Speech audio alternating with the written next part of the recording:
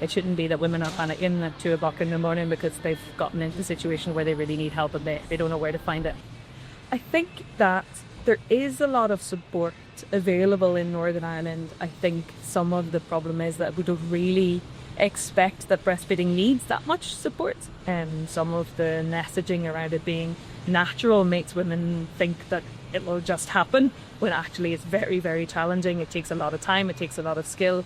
And so when we don't expect that we're going to need help, then maybe it's quite difficult sometimes to kind of reach out for that help. I think from the services point of view, there needs to be an understanding of that women need the support that they need at the moment that they need it, and that it really, for me, it should be that support is proactive.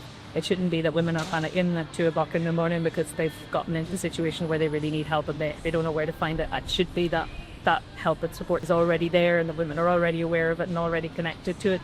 But it's much wider than that, we need to have good maternity protection, we need to have better paternity leave so that fathers can be around to do all of that practical help and support to enable mum to establish breastfeeding.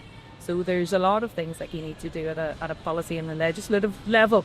And so it doesn't just land with the health service to improve things. There's a much wider environment that needs to be addressed.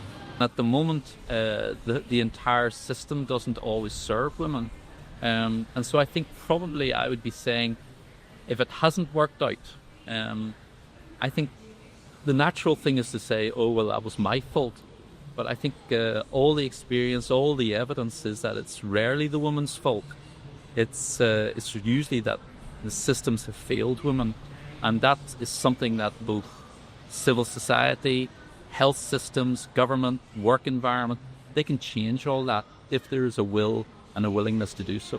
I think we need to be not timid about being really clear that the evidence tells us that breastfeeding really is the healthiest way for babies to be fed, and that it's not up to women to change our breastfeeding rates, it's up to government and the rest of society to create that environment that makes it easier for women to choose to breastfeed.